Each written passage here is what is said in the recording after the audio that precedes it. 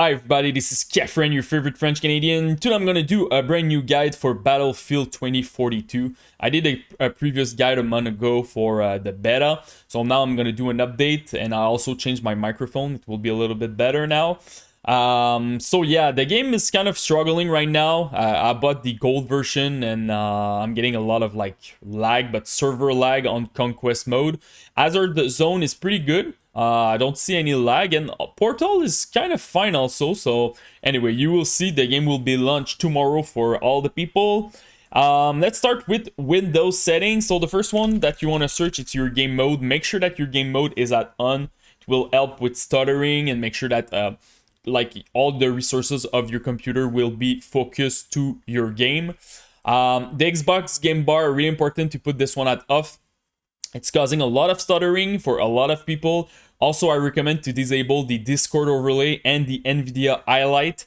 It was causing also stuttering on my laptop, so super important to disable that.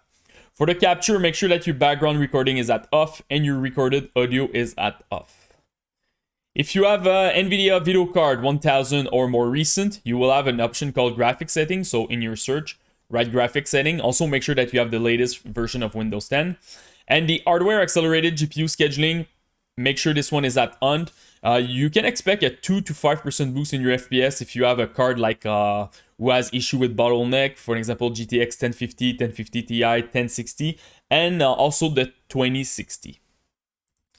I recommend to also update your driver. For me, the latest version of AMD driver gave me 15% boost. 15, sorry, not 50, percent boost in my FPS. So super important. Go on the Nvidia website, AMD, or even Intel if you're playing with an integrated GPU. Go in their website, download the latest driver.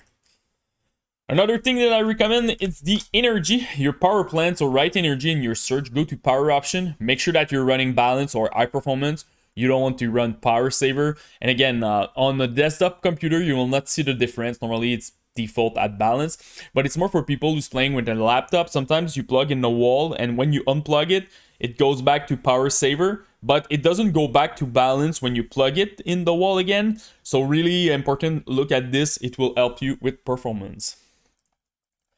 One more thing is the overclocking. I have two different guides right now on my YouTube channel that you can look at for the GPU and the CPU. It's pretty basic overclocking. You can get a nice 8 to 10% boost in your FPS. Look at this, it will help you a lot with your frame rate. So now let's go inside of the game. First of all, let's go to option. The first one that you want to lower is your camera shake amount. Put this at minimum. It will help a little bit with your camera shake when you see explosion, when you're running and stuff like that. Also, I recommend to remove the share usage data. It should not change anything on your performance, but still, when you have stuttering, sometimes it can help. A couple of games in the past, when I was removing the share usage data, it helped a little bit. But just to want to make sure, just remove this. You don't want to share your data with EA, so that's where you change it. After that, display. First of all, display full screen mode, really important. Don't use anything else. Everything else it's causing stuttering for me, so really important to play full screen. Also for your resolution, I'm using the native resolution from my monitor. So if you have a 2K monitor, go with 2K. If you have 1080p, go with 1080p.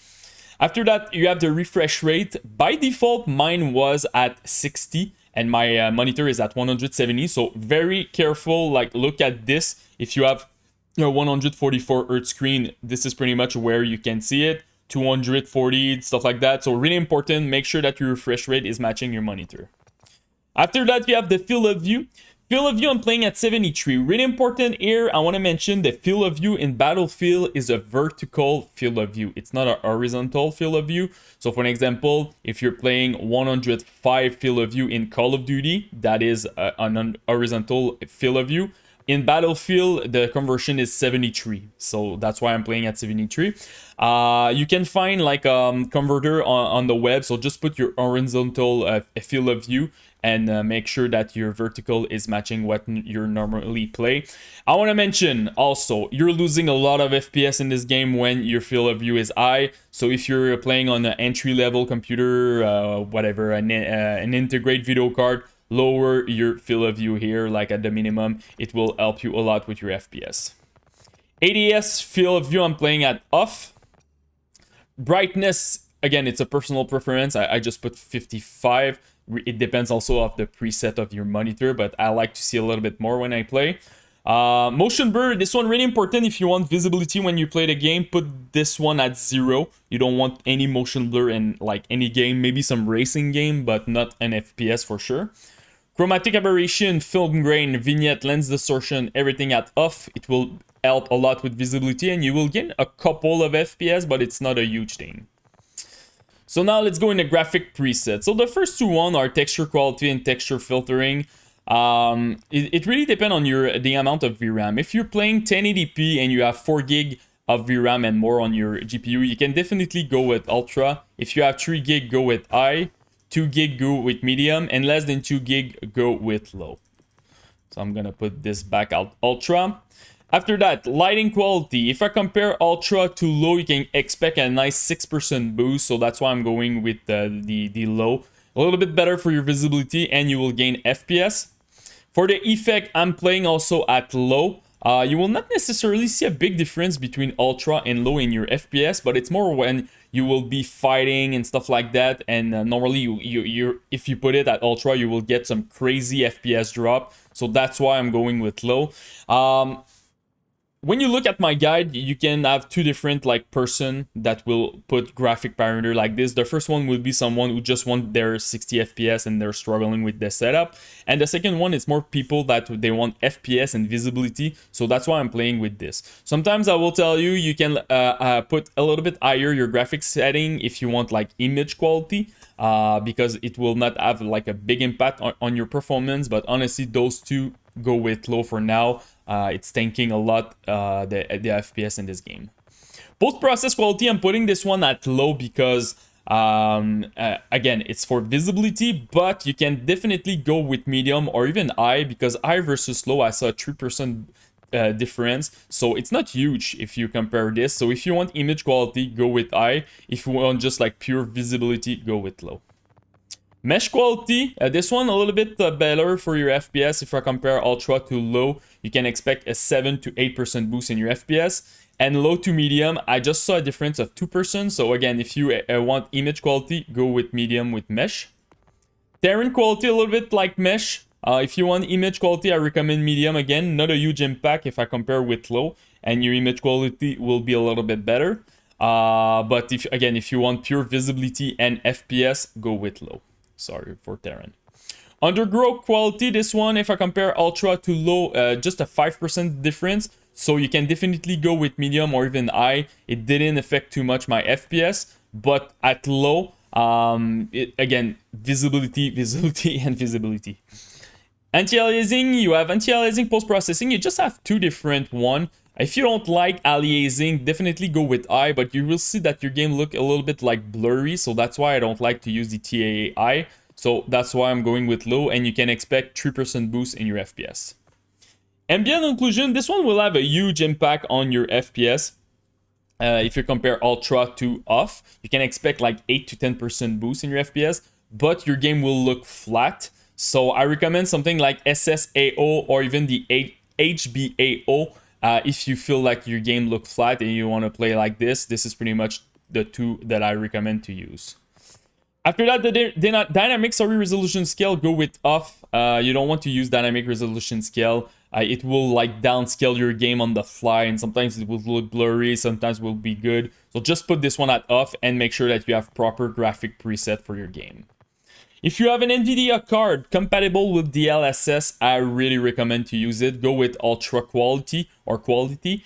It's very good. You can expect a 15 to 20% boost in your FPS, and it's good at 4K. 2K is okay, and in 1080p, I feel like yeah, it's a little bit rough for the visibility. But if you don't have your 60 FPS, honestly, just use it. It will help you a lot.